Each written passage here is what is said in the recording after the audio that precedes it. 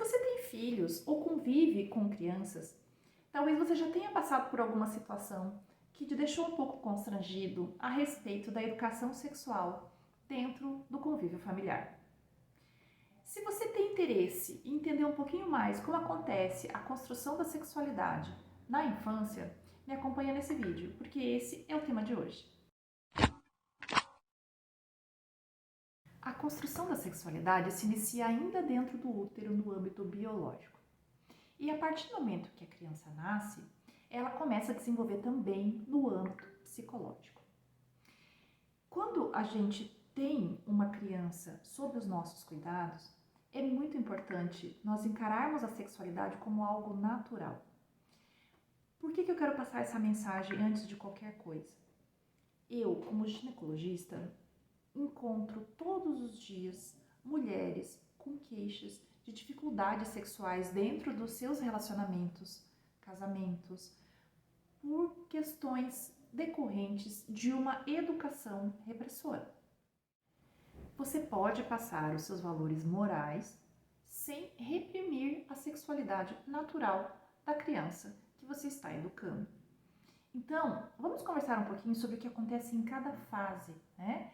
E como isso se desenvolve para ficar mais fácil de você lidar com essa situação, ok? Bom, a primeira fase vai até os 18 meses de idade, que nós chamamos de fase oral. Nessa fase, a criança tem prazer pela boca, né? Ela descobre o mundo pela boca. Principalmente na hora que ela está se alimentando, ela tem essa sensação de satisfação, de vínculo, de conexão, e isso ajuda ela a entender a como se comunicar, como se relacionar com aquele ambiente. Então, o órgão alvo do prazer de 0 aos 18 meses de idade é a boca. É quando a criança coloca tudo na boca, o brinquedo, a comida, a mão, o pé, é por ali que ela descobre o mundo. Na sequência, a criança vai entrar numa fase em que o prazer está no controle dos esfíncteres, que nós chamamos de fase anal. A fase anal, ela vem com uma descoberta dos genitais. É nessa idade, dos 18 meses aos 3 anos, que o menino percebe que ele tem um pênis, que a menina percebe que ela tem uma vulva. E é muito comum que a criança queira manipular os genitais nesta idade. Mas ali não tem nenhuma conotação sexual. A criança não está pensando em sexo quando ela mexe no pipi ou na vulva, né? Que da nossa sociedade chamam de pepeca, chamam de perereca, mas nós recomendamos que você pode falar o nome correto, né? Que é o nome formal, pênis e vulva, desde o início, que isso ajuda também a criança a normalizar aquela estrutura que faz parte do seu corpo. Você não dá apelido para dedo, você não dá apelido para orelha. Por que precisa dar apelido para pênis e vulva, né? Nessa fase, pode até ser que a criança sinta prazer nessa manipulação dos genitais, mas não tem malícia, né? É uma coisinha, é uma coisinha gostosa. E então, não se deve reprimir essa manifestação. O que você pode fazer nessa fase é já começar a dar orientações a respeito do conceito de intimidade. Isso também vai ajudar a prevenção dos abusos sexuais. Porque não se iludam, os abusos sexuais acontecem, na sua grande maioria, dentro de casa, por pessoas da confiança da família. Então, todas as crianças devem ser orientadas, desde bem novinhas, sobre o conceito de intimidade. O que eu estou querendo dizer com isso? Ao invés de você dizer que tocar nos genitais é feio, é errado, você vai explicar que isso é íntimo, que é algo que pode ser feito na privacidade do seu quarto ou no banheiro, né? Em alguma situação em que não tem outras pessoas olhando, testemunhando o que está acontecendo. Você pode aproveitar para citar quem pode tocar nos genitais dessa criança. Você vai dizer, por exemplo, se você é a mãe da criança, você vai dizer, só a mamãe que pode tocar aqui na hora de te dar banho, na hora de trocar fralda. Não é para você deixar outras pessoas ficarem mexendo aqui na sua vulva, no seu pênis, no seu ânus. Você não se iluda que não são só as meninas que são abusadas, não. Os meninos também são. Então, nós precisamos orientar meninos e meninas também, certo? Ali também, nessa fase, vão começar as primeiras perguntas. E, geralmente, a gente se apavora, né? A gente fica pensando, ai, ai, ai, o que eu vou falar, até onde posso ir, eu posso falar a realidade ou não, o que eu vou fazer? Então, assim, eu tenho 2 dicas para te passar. Primeiro, nunca minta. Nunca invente histórias mirabolantes, que é a cegonha que traz o bebê, que nasce no pé de alface, etc, né? Sempre fale a verdade. Porém, você vai precisar falar essa verdade de acordo com a fase do desenvolvimento de cada criança. E isso é algo muito individual. Então, a minha segunda dica é: sempre devolva a pergunta. Pergunta: o que você acha? Ou por que você quer saber? O que você ouviu que te despertou essa curiosidade? Onde você viu isso, né? Devolva a pergunta, não de uma forma repressora, não de uma forma que iniba a criança de dialogar com você. Na grande maioria dos casos, a criança já sabe a resposta que ela quer ouvir. Ela só está testando você para ver se você é sincero com ela, certo? Então, 2 dicas: sempre fale a verdade e devolva a pergunta. A partir do momento que a criança disser para você o que ela acha que é, como ela acha que é, você confirme a informação, se for uma informação correta, ou você corrija a informação só respondendo o que ela perguntou. Se a criança perguntou para você, por exemplo, o que é sexo, isso aconteceu comigo, com meu filho mais velho. Quando ele me perguntou o que é sexo, eu perguntei para ele por que ele queria saber, né? Qual era o motivo do interesse dele nessa resposta? Ele queria preencher uma ficha. Ele não queria que eu contasse para ele como acontece uma relação sexual. Ele queria saber se ele tinha que escrever masculino ou feminino. Era isso que ele queria saber. Ele não tinha 3 anos na época, ele já era mais velho. Mas foi uma pergunta que me surpreendeu. Na hora eu falei, ai, o que eu vou falar, né? E se eu fosse responder contando toda aquela história, eu ia mais confundir a cabeça dele, porque ele não estava interessado naquela resposta naquele momento. Evite respostas do tipo: mais tarde você vai saber. Isso não é coisa para criança da sua idade. Você não vai entender isso agora, né? Esse tipo de resposta vai inibir o seu filho de fazer as próximas perguntas e vai deixá-los mais curiosos ainda, porque tudo que é proibido é interessante. Então, sempre respondam de forma clara e objetiva. Sempre que você for responder as perguntas, lembre-se de usar bom senso, afetividade e autoridade. Eu não estou falando autoritarismo, tá? Eu estou falando autoridade, no sentido de dizer para o seu filho que você é o detentor do conhecimento e não o amiguinho dele lá da escola, né?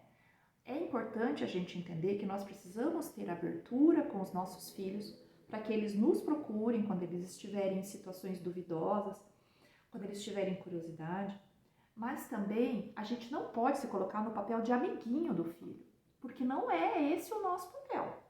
Nós precisamos nos manter no papel de autoridade.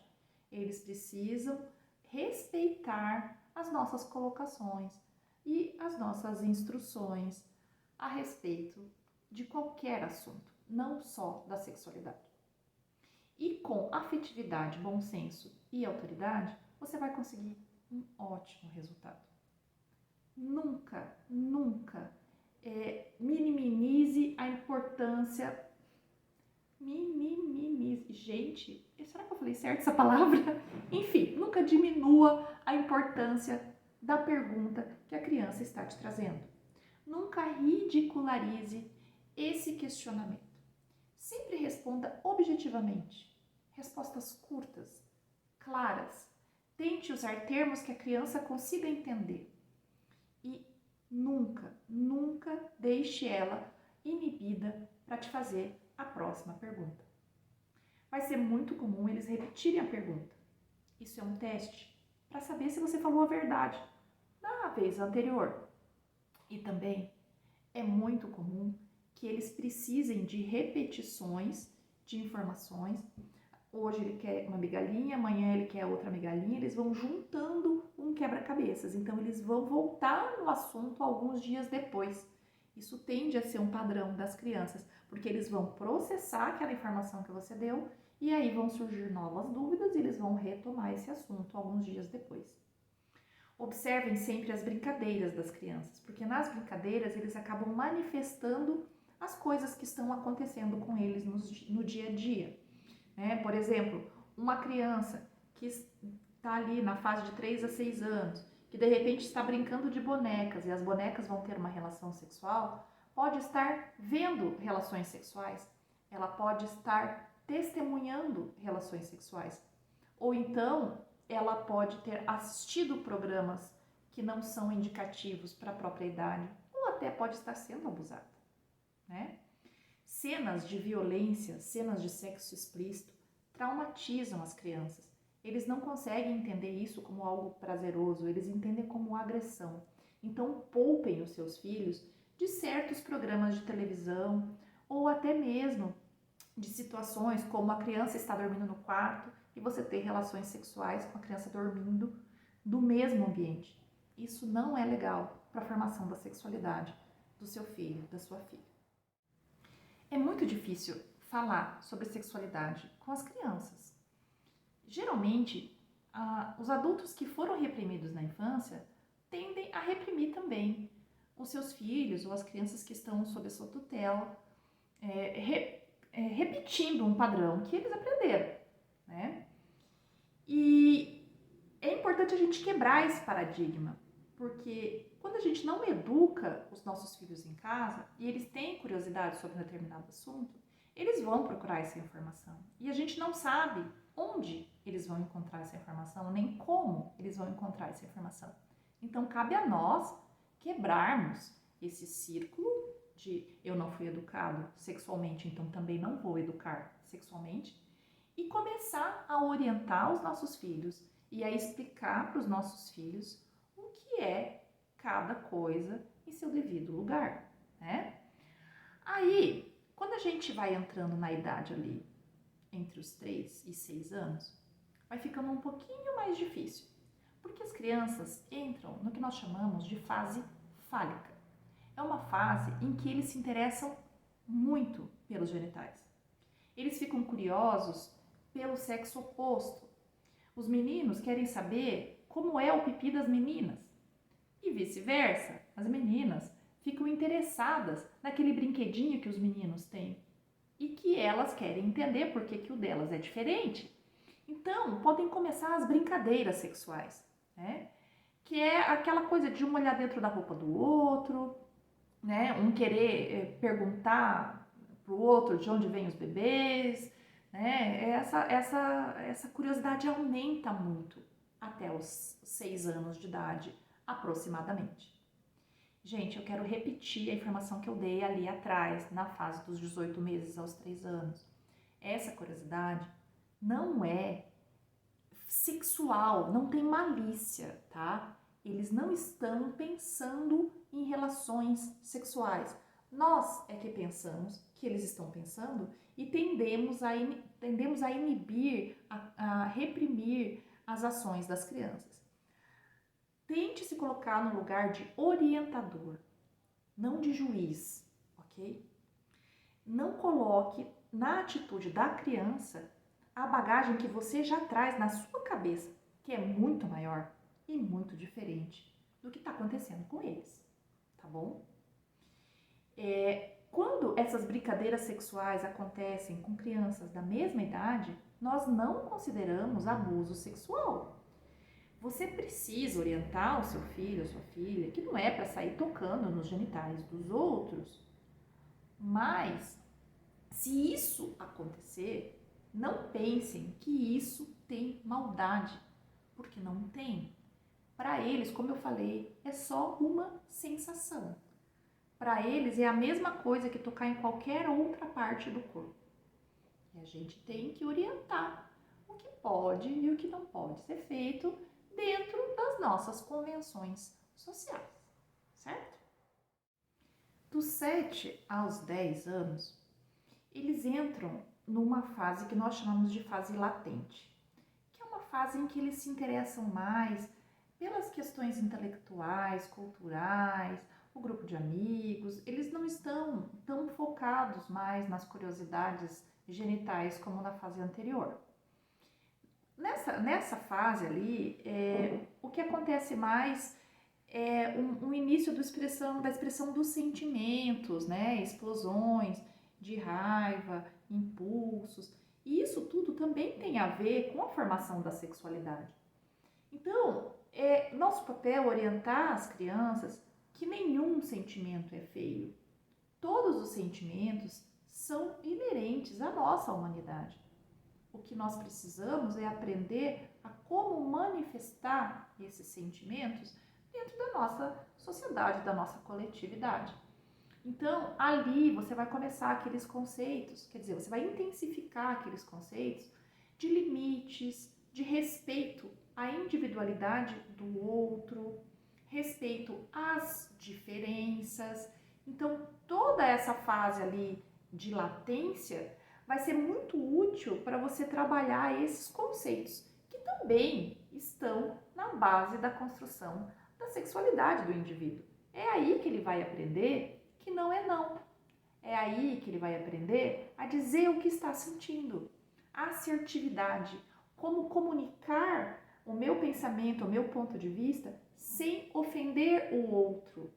Então, isso tudo vai ajudar que lá na frente, quando essa criança estiver casada ou no relacionamento íntimo com alguém, ela diga o que ela gosta, o que ela não gosta, o que ela quer, o que ela não quer, e ela consiga se posicionar e também respeitar o outro.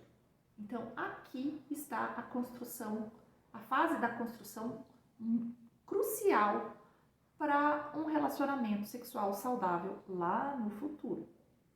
Nessa fase, é muito comum que as crianças comecem a ouvir e querer repetir os chamados palavrões. Os palavrões, às vezes eles nem sabem o que significa palavrão, eles só sabem que não pode falar, né? Então, os palavrões, o que são? São palavras com uma conotação de ofensa ou de vulgaridade e que muito nos incomoda. Geralmente, aquelas famílias em que os palavrões fazem parte do cotidiano, do vocabulário cotidiano, as crianças vão repetir como se fossem papagaios, elas nem sabem o que significa aquilo. Naquelas famílias que não falam palavrões, a criança vai ouvir na escola, ela vai ouvir na rua. E talvez ela reproduza essas palavras em casa, também sem fazer a menor ideia do que significam. E aí, quando ela fala, você só fala que é errado, que é feio, que não é para falar e não explica por quê, não vai colar, né? Então, eu vou te dar um exemplo, assim, do que tem acontecido muito com a minha filha. A minha filha tá nessa fase aí dos 7 aos 10 agora, né? Então, quando ela começou a trazer os primeiros palavrões, eu já comecei a explicar os significados, e mesmo que fossem coisas mais pesadas, né? Eu vou falar alguns aqui, eu não tenho hábito de falar palavrão, então eu fico um pouquinho constrangida. Mas eu vou falar e vou colocar o efeito sonoro para tampar o som e vocês vão poder fazer leitura labial. Por exemplo, a minha filha já me perguntou o que é. Então, eu tive que explicar para ela, né? De uma forma muito natural. Isso, eu falei para ela na linguagem de criança, eu falei assim, isso significa que é para colocar o dedo no ânus. Aí ela falou, credo, mamãe. Eu falei, o dedo, né, gente? Ela falou, credo, mamãe, que coisa horrorosa. Eu falei, então não repita essa palavra, que isso é feio, isso é um palavrão. Ela falou, tá. Eu falei, olha, a partir de hoje, toda vez que você ouvir uma palavra que você não sabe o que significa, você vai me perguntar, tá bom? Combinado? Combinado. Dali a alguns dias, ela veio me perguntar o que era filho da... Então, eu expliquei para ela que é uma abreviação da palavra prostituta, que é o nome que se dá para pessoas que ganham dinheiro permitindo que outros usem o dela de uma forma íntima. Ok, ela entendeu. Aí ela me perguntou, e filho da mãe também é palavrão? Porque todo mundo é filho da mãe. Eu falei, todo mundo é filho da mãe. Mas as pessoas usam falar filho da mãe também como uma forma de ofensa. E a gente sabe que, na verdade, ela está querendo dizer filho da... Então, melhor não falar, né, filha? Porque a gente pode ofender o outro. Ela falou, é verdade, mãe, não pode falar. Mãe, e cala a boca? E cala a boca é um jeito de mandar a pessoa ficar quieta. Ela falou, então cala a boca não é palavrão, né, mamãe? É só um jeito agressivo de expressar. Eu falei, exatamente, você entendeu direitinho. Então, a partir dessas conversas, você vai educando o seu filho sobre por que é errado, por que é feio, por que não é educado usar determinados termos. E aí você pode aproveitar e ir passando alguns conceitos de sexualidade. Sem com isso estar estimulando o seu filho a uma iniciação sexual precoce. Pelo contrário, já foi comprovado que crianças que recebem educação sexual têm iniciação sexual em média 2 anos depois que os que não recebem. Então, gente, não terceirizem a educação sexual dos seus filhos, tá? Não deixem isso para a escola, para a escolinha da igreja, para amiguinho, ou seja lá o que for. Assumam este papel para vocês, porque só vocês vão poder passar conceitos realmente fiéis do que significa cada coisa dentro da sexualidade, que é, cá entre nós, um monte de coisa, né? A gente nunca deve também estimular a curiosidade quando a criança não está curiosa com o assunto, tá? Não tem por que você ficar dando respostas para perguntas que eles não fizeram. Então, aguarde a curiosidade surgir e aí você vai explicando. A ausência de perguntas também não é bom sinal. Talvez essa criança não esteja perguntando nada porque ela está vivendo num ambiente tão repressor que nem a curiosidade consegue aparecer. Então, nesses casos, você pode utilizar situações cotidianas para puxar a conversa, especialmente no que se trata de prevenção do abuso. Você pode usar, por exemplo, o que você viu ali num desenho animado, né? Uma cena de beijo, alguma coisa assim, e aproveitar para orientar essas crianças, certo? Outra coisa bem importante, gente. Criança ainda não tem orientação sexual definida, tá? Então não tem essa de você olhar para o menino e dizer que ele tem jeito de gay, olhar para a menina e dizer que ela tem jeito de lésbica. Não. As crianças, elas estão em fase ainda de construção da sua identidade. Então, não fiquem colocando ideias na cabeça da criança que ela ainda não tem. Isso é uma coisa que ela vai ir descobrindo, vai testando e vai desenvolvendo ao longo da vida dela. Essas questões vão se manifestar mais na adolescência, que é quando surge o interesse pelo outro. Mas a adolescência vai ser tema de outro vídeo, senão esse aqui vai ficar muito comprido. Também faz parte da construção da sexualidade o brincar. Uma menina que vai jogar futebol, ela não está aprendendo o jeito de menino. Ela está aprendendo a respeitar o próprio espaço, a lutar pelo próprio espaço e, ao mesmo tempo, não agredir o outro, a conquistar os seus objetivos. Ela está aprendendo a viver. E o menino que quer brincar de boneca está exercitando o seu papel de pai. Hoje em dia não tem mais essa de que é a mulher que cuida do filho e o pai sai para trabalhar. Hoje em dia os papéis estão muito diversos. Existem muitas famílias em que a mulher trabalha fora e o pai cuida da casa e dos filhos. E tá tudo bem. Esse menino, brincar de boneca, brincar de casinha, está exercitando sim o seu papel de pai, de dono de casa, de parceiro, de companheiro. Não tem por que a gente reprimir essas brincadeiras nas crianças, achando que isso vai influenciar na orientação sexual deles mais tarde. Fique atento Se o seu filho começar a apresentar atitudes compulsivas em relação aos toques nos genitais, isso pode ser demonstração de ansiedade ou até mesmo de tédio. Uma criança que não tem um estímulo adequado de brincadeiras, de aprendizagem, pode usar a autoestimulação como uma forma de aliviar a tensão. Ela não entende que aquilo é uma relação sexual, ela não entende aquilo como uma masturbação, ela entende aquilo como uma sensação de prazer e de alívio.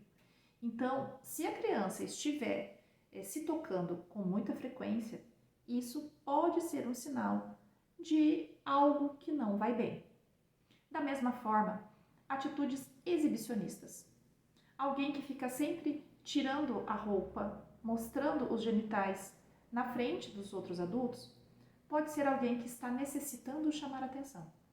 Essa criança também pode estar desenvolvendo situações, mudanças no comportamento emocional por se sentir privada de atenção, negligenciada em alguma situação. Então, fique atento.